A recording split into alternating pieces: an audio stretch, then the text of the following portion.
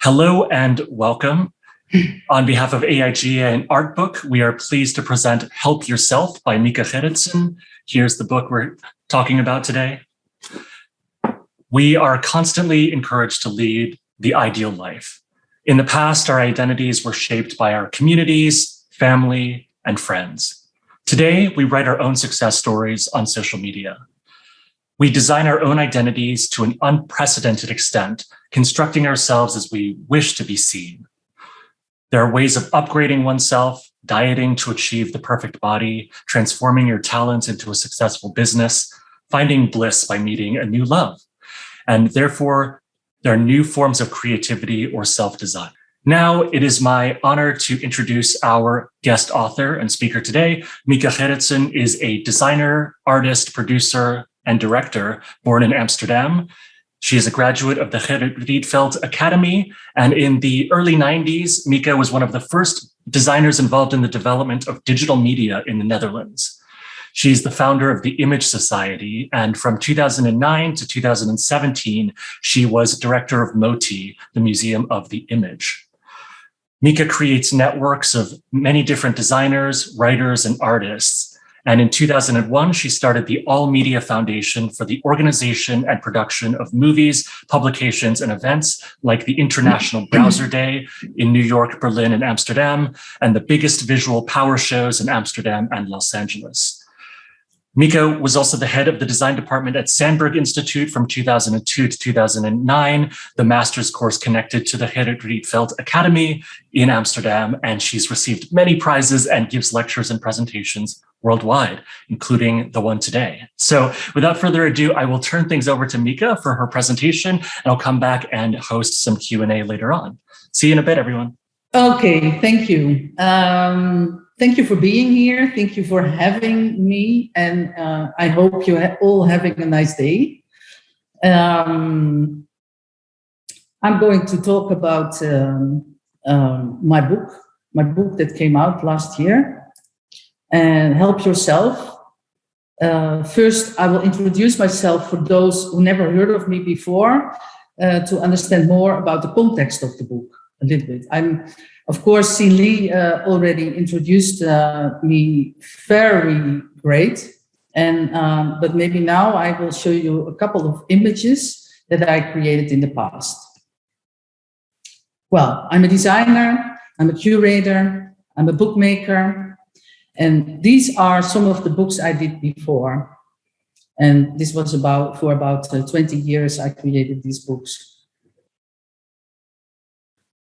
And I designed and initiated many memory games, what I always like to do. It's very fun.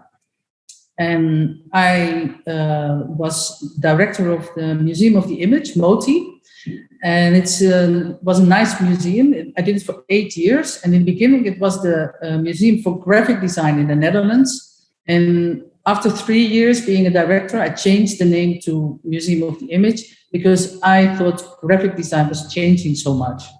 This was an image of a fashion show in the museum, a show of a Dutch artist, and an image of a VR presentation of the museum shop, and a fashion show again. And this was a exhibition for children about visual culture. And this is Supermart, a supermarket with products ordered on color instead of categories. And then you look very different on products, which was very nice. A show on visual culture.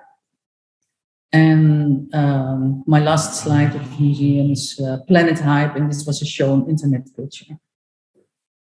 But today I will show you images and texts of my latest book, Help Yourself, The Rise of Self-Design. Most designers have some sort of idea of what self-design may be, I think. So we have to be rich, beautiful, and successful. We are constantly under pressure to lead a perfect life. So why a book about self-design? Boris Kreutz, a German philosopher living in New York, wrote an interesting article, and he says the ultimate problem of design concerns not how we design the world outside, but how we design ourselves.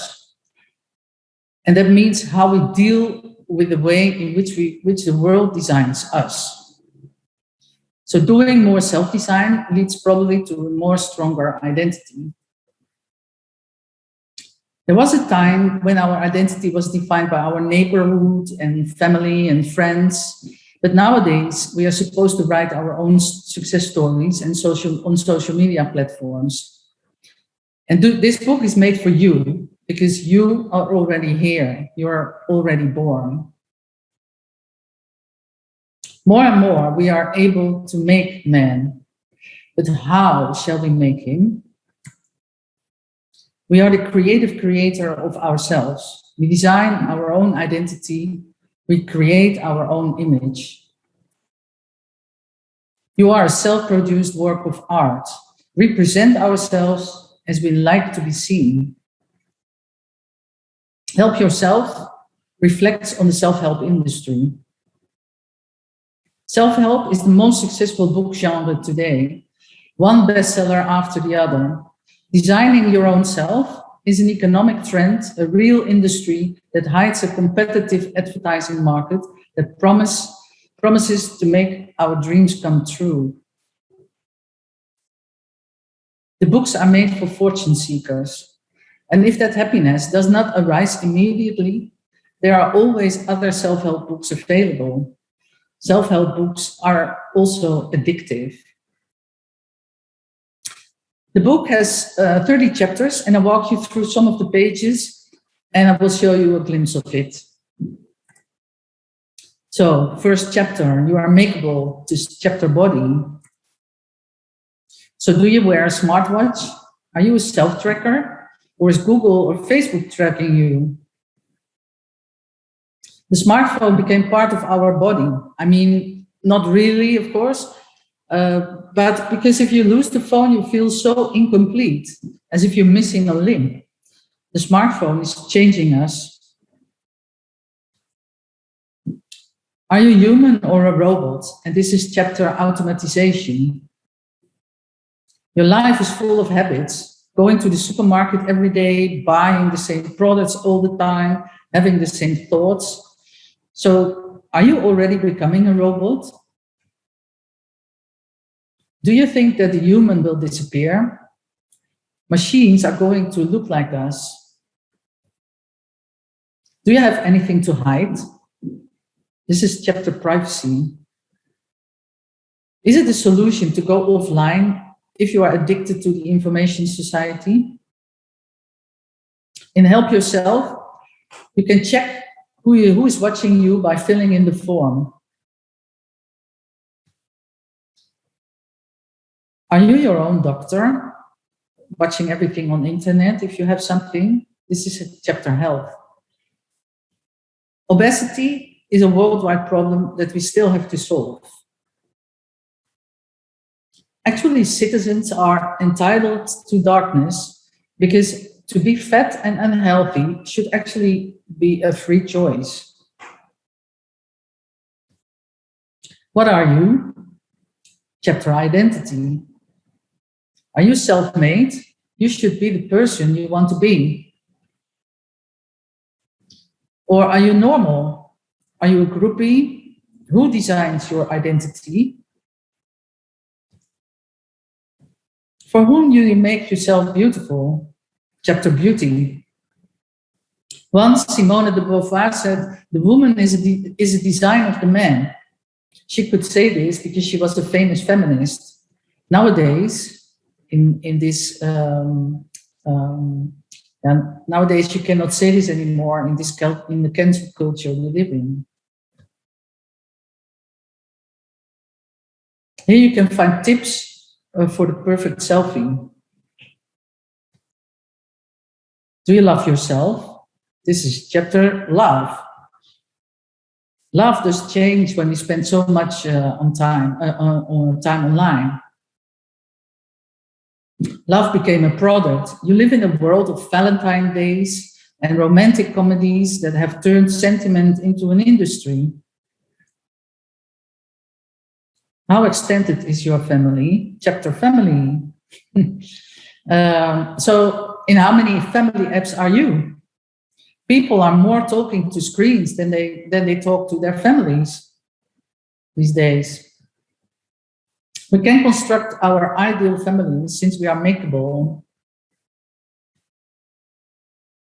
Do you have digital sex? Chapter 6. Sex evaluates since digital tools are exploding. But I have to say, if you see the image on the right, this is a fake one. This is not possible yet, but you never know. How do you design your sex life? Worlds simply provide more space to develop and use your own images. And you can write your own sex scene in the book. Are you still living together? Chapter community. So are you watching yourself when you are in a Zoom meeting, like right now, maybe? I do sometimes. Not today, but sometimes I do. Corona, of course, is very bad, but sometimes it makes us creative. Where is home? Do you feel at home everywhere? Do you feel at home, for example, at the home page of a website? Home is where the Wi-Fi connects automatically. What effect does all the screen communication have on us? Where are you? Chapter mobility. Not only we are mobile, also the bacteria are mobile. And this is what we are facing now with COVID.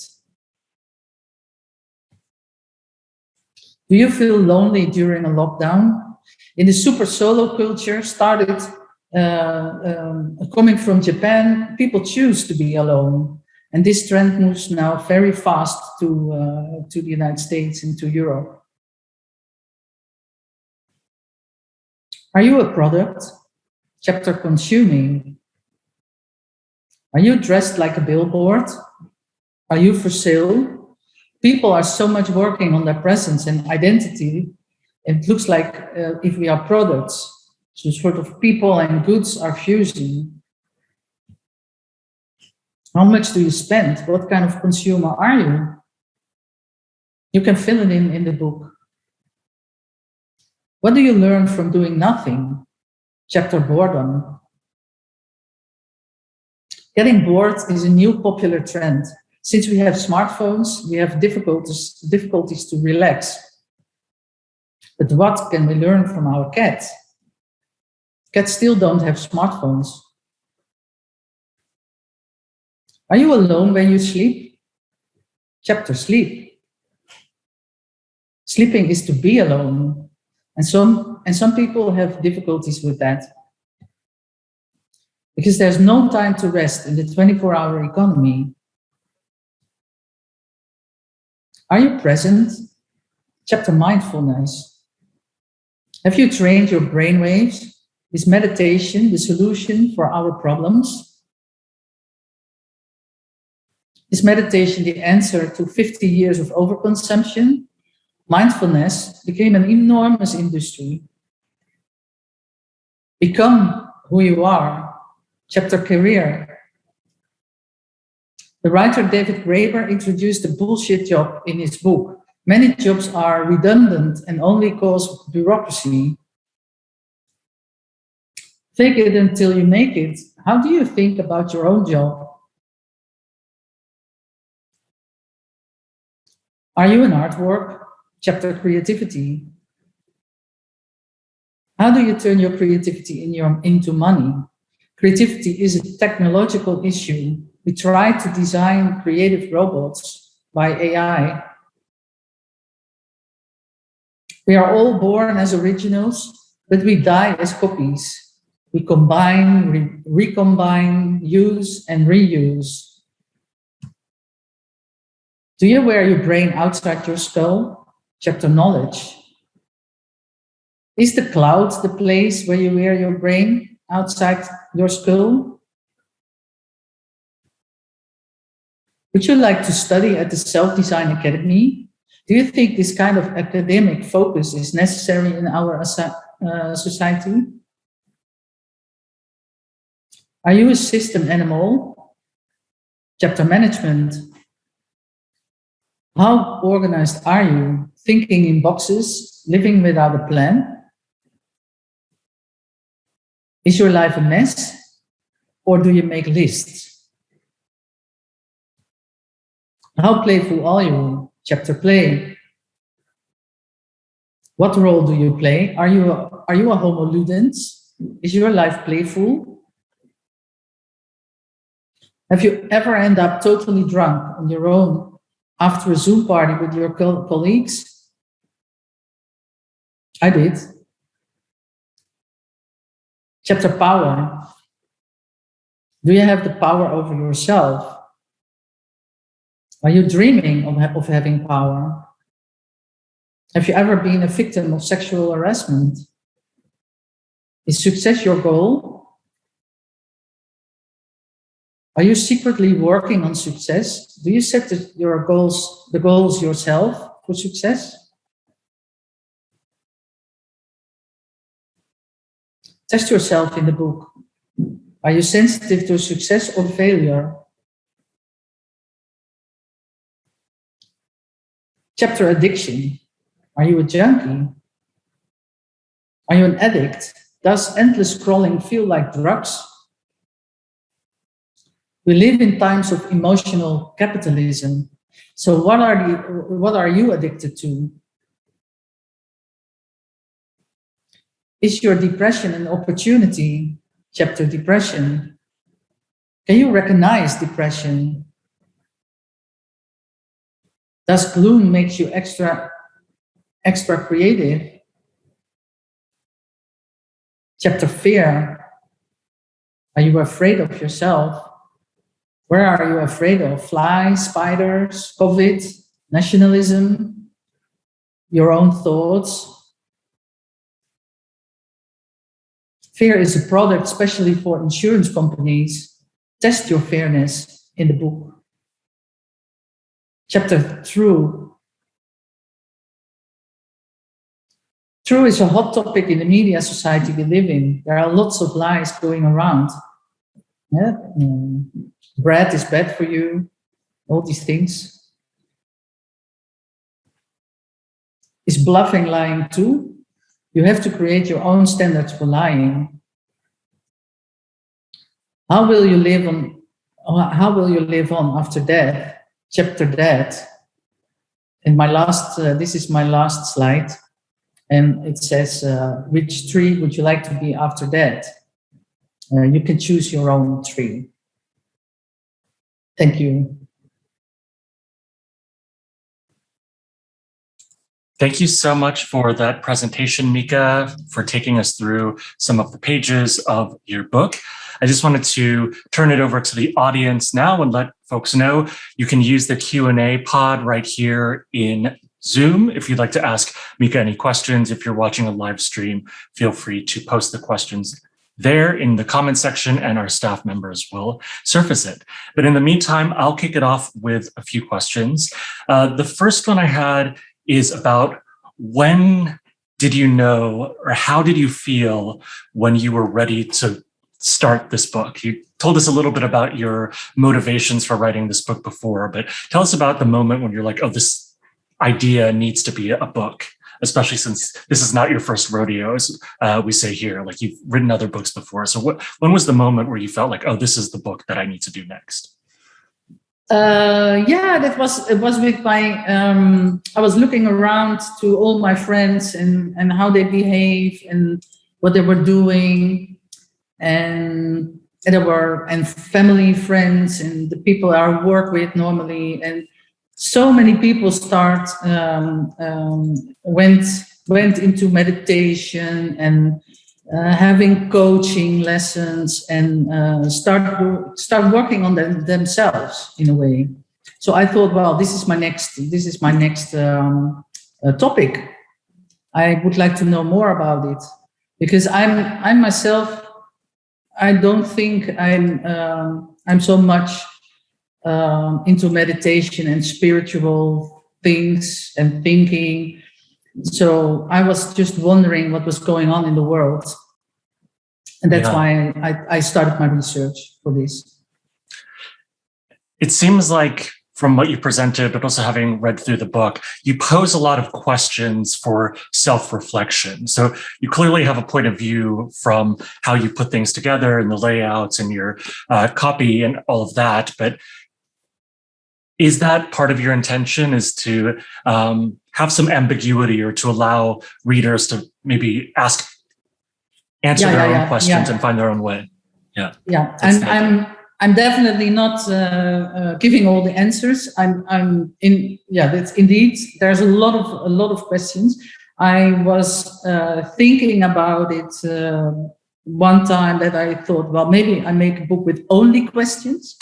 It could be a concept. And then I decided, no, I'm not going to do only questions. I'm going to say a little bit and then make some sort of direction. And I wanted to make a book which is reflective only, but also not making a parody on self-help books, but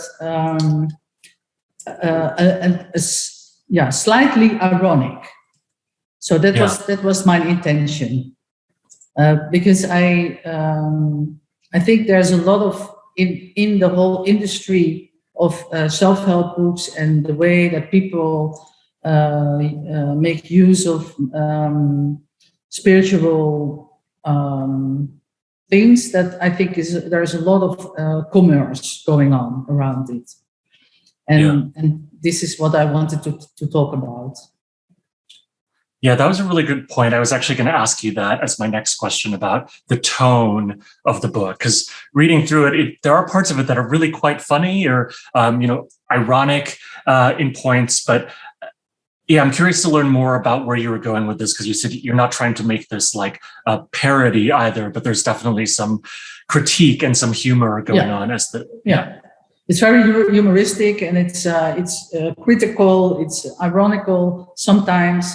And so I definitely didn't want to make a negative book. It should be it's a positive book. It really helps you. I hope it helps people when you want to know more about this whole area.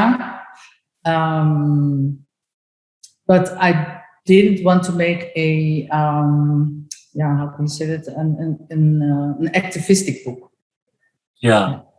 Definitely. That was my take from the book, having read through this, that it's like almost a chimera. It's this like hybrid of this self-help workbook, but it's also got humor, like an internet meme. There's parts of it that feel like it's a website in a way, even though it's a printed book. And so taking together all of these different elements, it does feel positive, but also has that humor and critique in it as well. Yeah. Also, I would like to. It's the next step after this book. I really would like it when if somebody would set up a self-design academy. I really would like to see that, a self-design academy, because I think it should be in the world, not only academies, design academies. But focused on yourself. I think it's interesting. Yeah, wonderful. Well, you heard it here first. If anybody starts a self-design academy inspired by this book, definitely let us know. We'd love to see that in the world. Yeah. I wanted to turn it over to our first audience question. Thank you, Rose, for asking it. So Rose from Chicago wants to know, Mieke, what were you trying to achieve by writing the book? And did that change through the writing process? So did your goal change as you were writing the book? It took me a long time to create this book, because I started all over again 4 times, I think.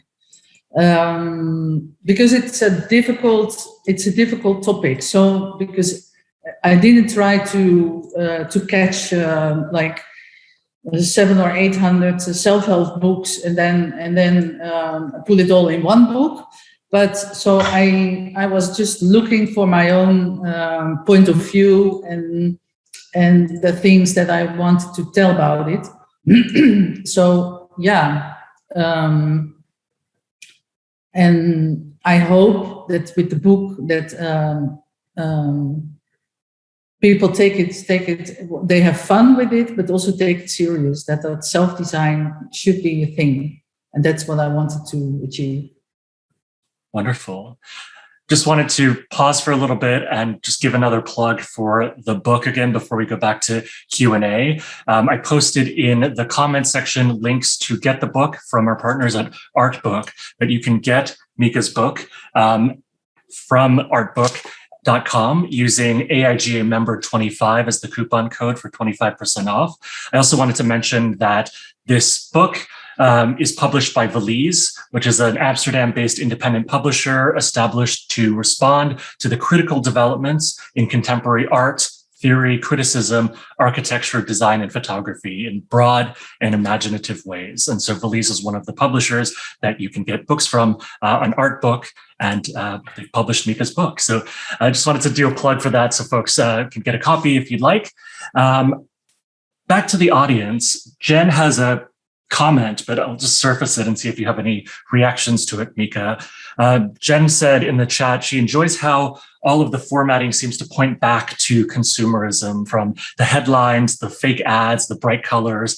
It does play with this visual language of internet memes and of advertising as well. So could you comment on that and how you were kind of playing with this visual language? Yeah, sure. Yeah, well, actually, if you look at my work from the beginning, I think I'm some sort of an advertisement designer, but not for advertisement, for culture. Mm. And I always use the visual language of the commercial world, yeah, of course, my work is not about commerce. It's about a critical view on so many cultures that we live in. And so when I started this book, I really enjoyed, implementing my own visual language in these topics. So I just went totally crazy with my own style and the advertisement styles. Wonderful. Yeah, it's just so fun with all the bright colors and how almost every page looks different. I mean, there's definitely a visual language throughout, but how every page is like a new discovery, I think, was a fun point for me. Yeah, my style is a little bit a combination of very Dutch typography and very, I think, American shouting advertisement style. Yeah, something like that. That's cool how you're kind of combining these influences from both sides of the Atlantic. Yeah. We have a very great philosophical question from Louise in the Q&A. Louise wants to know, Mieke, do you think that there is a self outside of the designed one? Is there an authentic self? Yeah, Louise, I think yes. Yes, there is, but this is maybe not the self that I'm talking about. I think that, yeah, of course there is an authentic self, but this authentic self will be more and more a media issue, I think, mm-hmm. Because you can be yourself, but yeah, there is a conflict going on in our being with the way we have to present ourselves all the time and the way we act in the media. So I think I think that conflict is also, it's interesting, but it's also happening, I think. Yeah. Thank you for tackling that one. I think it's so hard to differentiate, like, what is the authentic self when we're being influenced by media and social pressure and all of these things all the time, right? So even if there is an authentic self, how do you separate it from that self that we're projecting or performing in all of these platforms? We have a follow-up question from Rose from Chicago, who wants to know, do you think that self-design is different for everyone? For example, one person might have a set of habits to achieve their best version of themselves, but another person might have a different set of habits. And so are there similar threads between most people that lead us in the direction of self-realization, or is it very much an individual kind of project that's very different from person to person? I think it's very very individual, I think, but I do think that we can make some sort of curriculum for self-design, and the same sort of curriculum we have, and when we learn normal design, or we learn interactive design, or we learn drawing or painting or those kind of things. So I think the way you can learn self-design can is for everyone is different, I think, and I think so. Yeah, you are unique, so you can do with the information and the whatever you want. Yeah. Well, thank you for that. Wanted to go back to a question that's more about your process again for the book itself. Emma wanted to know, what was the inspiration behind writing the book and designing every page sort of in a custom way, right? Each page is a different layout. What were some of the challenging aspects in your design and writing process for the book? I did a lot of research for this book. So I was online almost every day for about 3 years, and I always like to react on visual elements that I found, and so the inspiration came always came out of the research. Actually, I like to react on visual languages that I see on the internet, but that's why I also started many times making the same book, because I couldn't find my own style in the beginning, and in the end I had to go back to my own personal visual style to bring it back there. Otherwise, it would be a big mess of all kind of styles and visual languages, and then the book was not so strong, I think. Yeah, thank you for that. We've got some more audience questions coming through, so thank you, everyone. Dan has a question about cultural differences in consumerism. Were there anything that you observed or noted from your book research process, or just your life and career in general, the differences in consumer culture between the Netherlands and the US, and what you think some of those differences might be?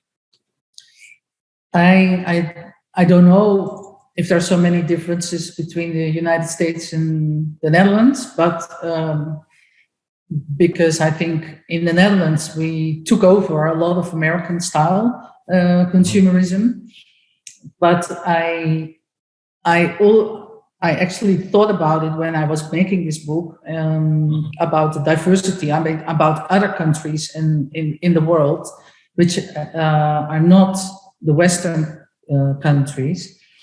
But I decided in the end that this book is really for the Western cultures, because the book will never fit in the African culture, for example, because they have such another life, they have such another view on the world, and view on self-help books and those kind of things. That's really an American and European product. Let's say it let's call it like that. Yeah, I think that's a great point about situating the context of the book in this so-called Western or US European context. And that I think if we looked globally beyond that, there could be so many other takes on self-help or some other approach that they might not even call it self-help. On that, I think this is more of a historical question from Rachel. How has self-design changed over time? What did self-design look like before the digital age? Or is self-design really a digital phenomenon? Good question. Nice. I think self-design is came with the internet, I think. Maybe it started only in the beginning of the 90s because the way